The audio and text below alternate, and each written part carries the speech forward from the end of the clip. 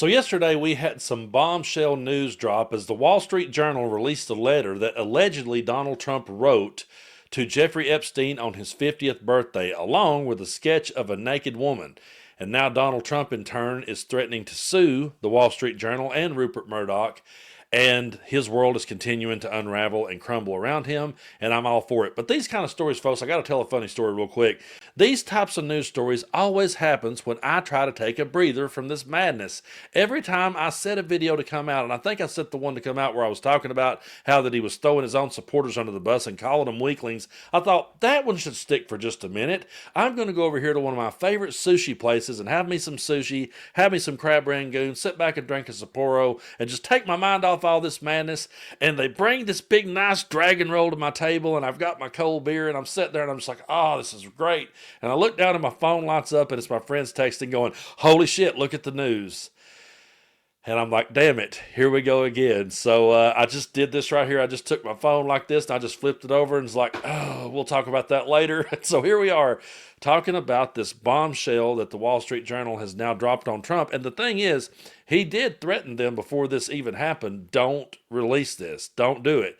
They did it anyway, which tells me that they wouldn't do it if they didn't think they really had the goods. And so he immediately began to fire back, and a lot of people in MAGA began to go into denial mode.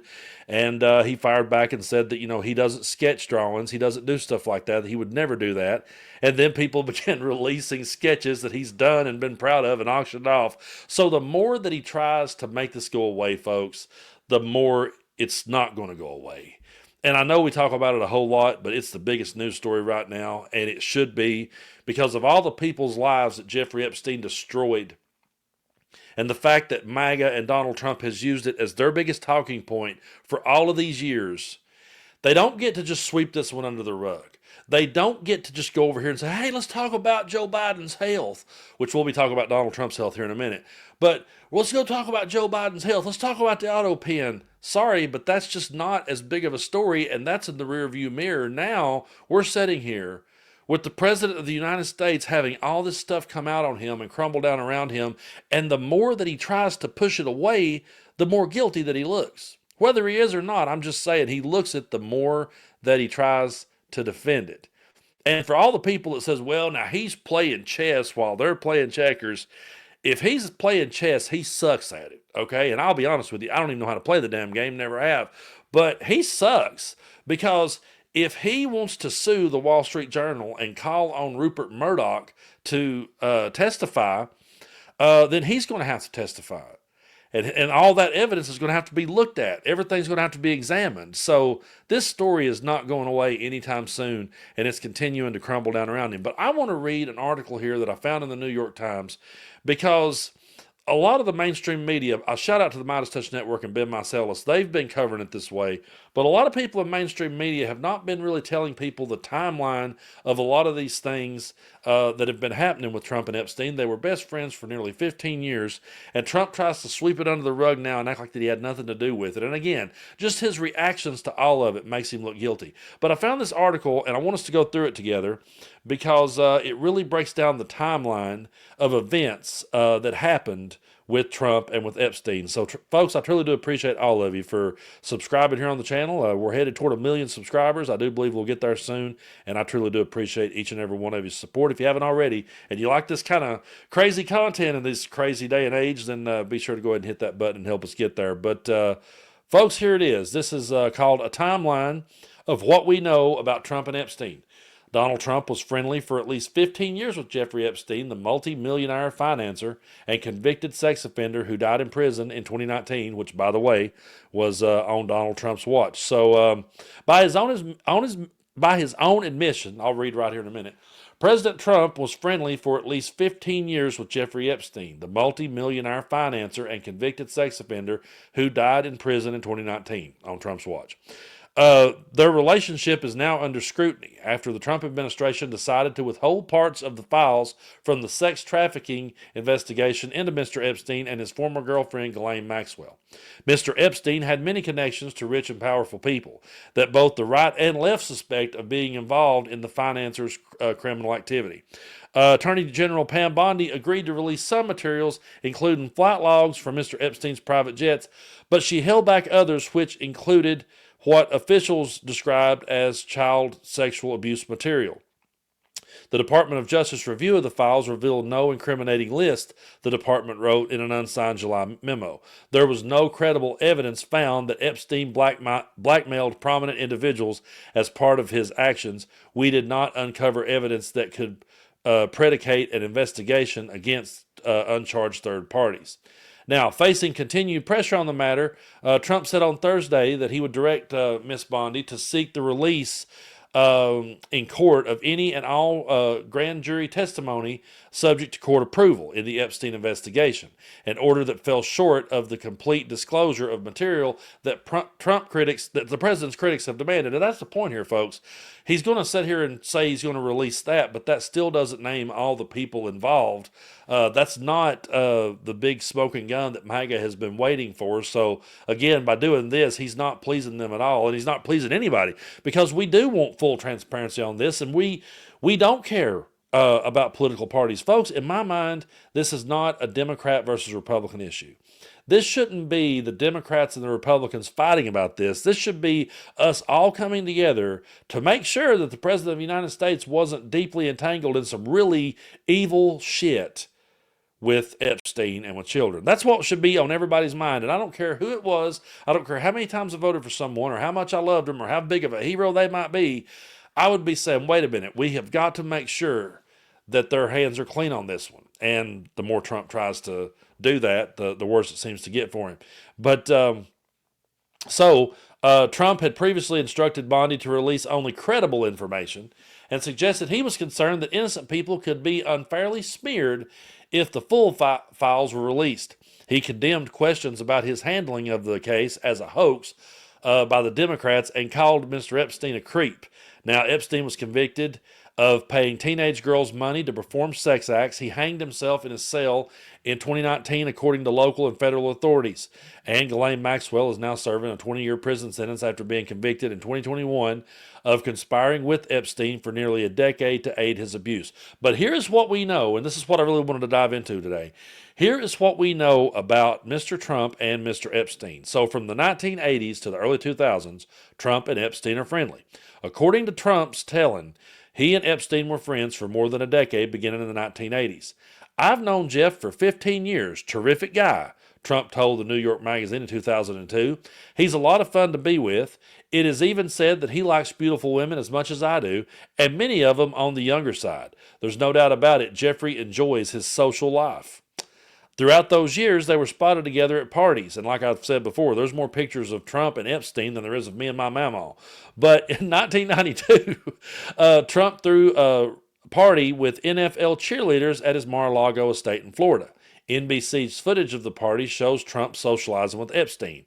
In 1997, Trump and Epstein attended a Victoria's Secret Angels party together in New York. And the Wall Street Journal reported on that in 2003. Mr. Trump gave a letter with a birthday greeting to Epstein, including a sketch of a naked woman and reference to secrets the two men shared. Mr. Trump denied writing the letter, and the New York Times has not verified the report. So then, from 1993 to 1997, Trump flies on Epstein's jet 7 times. So to all the people, who was on them planes? Well, and again, this is stuff that's already been out there, folks. This is not new. This is not earth-shattering stuff. This is stuff that everybody already knew, but they continued to push this anyway. They pushed it no matter what. And so during the time they were friends, Trump's name appeared 7 times in Epstein's flight logs. Trump flew on Epstein's private jets 4 times in 1993, once in 94, once in 95, and once in 97, according to flight logs released as evidence in Maxwell's trial. The flights were between Palm Beach and New York, including a stop in Washington, D.C. Now, the president has acknowledged traveling on Epstein's plane, but he insisted that he never accompanied him to his private island or engaged in any wrongdoing with the financer. In fact, Trump has accused other politicians of being more deeply associated with Epstein. Former President Bill Clinton, Trump said, he's got a lot of problems coming up, in my opinion, with the famous island of Jeffrey Epstein. Trump's name and phone number were also included among the rich and powerful people written down in Epstein's little black book. Now, this is where it really starts to get interesting to me. So in 2000, Mar-a-Lago plays a role in the Epstein case. Mar-a-Lago, Trump's private club, played a key role in allegations against Epstein and Maxwell. Think about this, folks. Virginia Giuffre, a victim of Mr. Epstein's sex trafficking ring, who said she was passed around like a platter of fruit as a teenager to rich and powerful predators, was recruited into Epstein's employment while at Mar-a-Lago, according to her account. Let's just stop and take all the time we need with that one, okay? Now, Mrs. Giuffre, and I hope I'm saying her name right, who was 16 at the time, said she was reading a massage therapy manual when she was approached by Maxwell and invited to become Epstein's traveling masseuse. She said the two of them groomed her to perform sexual services for wealthy men. She accused Epstein and Maxwell, a British socialite, of forcing her to have sex with Prince Andrew of Britain. He flatly denied the accusations, but he relinquished his royal duties in 2019. A widely published photograph showed Prince Andrew with his hand around her waist. He said he has no memory of the occasion, and she died by suicide in April. So think about that, and then let's just stop and think about Epstein for a minute. And folks, I'm not trying to be a conspiracy theorist, but dang if I was. So 2004, Trump and Epstein have a falling out over a property fight. Now, 2 years after Trump called Epstein a terrific guy, the two men became rivals over an oceanfront Palm Beach mansion that had fallen into foreclosure. In a power struggle detailed by the Washington Post, Trump ultimately outbid Epstein for the property. There is a little public record of the two men interacting after that real estate battle. Trump would later say in 2019 that he and Epstein had a falling out and he hadn't spoken to him in 15 years. The president declared himself not a fan of his former friend. Not long after the property auction, the police in Palm Beach fielded a tip that young women had been observed going in and out of Epstein's home. A few months later, in March of 2005, police received a more substantive complaint from a woman who said her teenage stepdaughter had been paid by Epstein to give him a massage while she undressed, according to a police report. That led an investigation that later identified at least a dozen potential victims. An FBI and Florida police investigation led to his indictment in 2006. 2 years later, he pleaded guilty in the state court to 2 felony charges, including soliciting a minor, in a deal that avoided federal charges that could have meant far more serious prison time. And in 2019, Epstein is charged with sex trafficking. The case against Epstein might have ended quietly there, but the Miami Herald in 2018 unearthed new allegations against him and exposed the widespread nature of Epstein's crimes. The Herald detailed how he was able to manipulate the criminal justice system to shut down an FBI investigation and win immunity for any of his potential co-conspirators. The Herald identified about 80 women who say they were molested or otherwise sexually abused by Epstein from 2001 to 2006. And in 2019, Epstein was arrested by federal agents in the New York area, accused of trafficking girls, some as young as 14, and engaging in sex acts with them. Facing decades in prison, local and federal authorities say he hanged himself in a jail cell while awaiting trial. And then from 2019 to 2020, that is when we get into the whole thing with Ghislaine Maxwell. So Trump urges an investigation but expresses sympathy for Maxwell. Over the years, Trump at times seems to promote the idea that rich and powerful people have engaged in nefarious behavior with Epstein and might soon face justice. I want a full investigation, and that's what I am absolutely demanding, he said of the case in 2019. But he also expressed sympathy for Maxwell, who he knew socially. I do wish her well. I don't look for anything bad for her. Trump said in an interview with Jonathan Swan of Axios in 2020.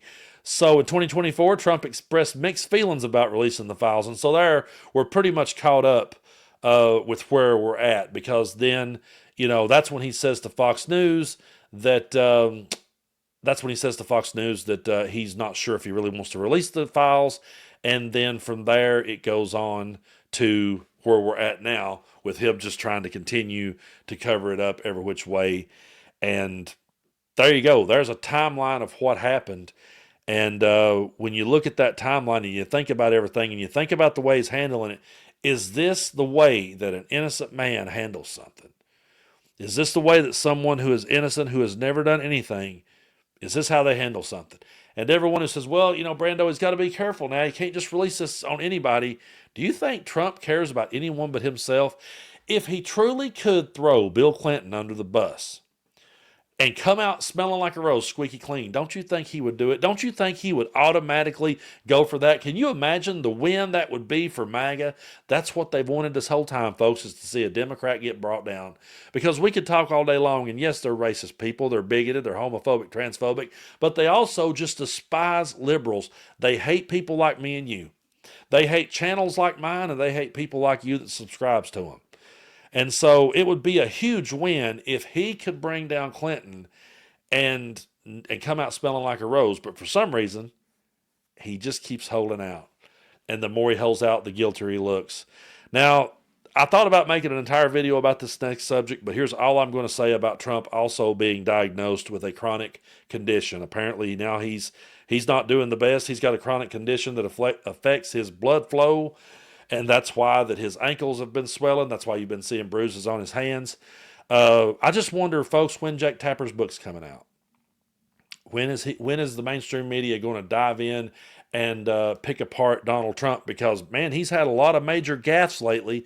And a guy this deeply involved in a scandal with health problems, is that the kind of person you want running this country? I mean, I think the mainstream media should never stop talking about it. But I want to tell you, I'm just going to be brutally honest with you, and I don't want to offend anyone. But this is how I truly feel about it. I'm not going to get on here and gloat about him having an illness. I'm not going to gloat the day that he passes. But I also will feel absolutely zero sympathy for him because of what he's done to people, what he's done to this country, what he ushered into American politics and made normal.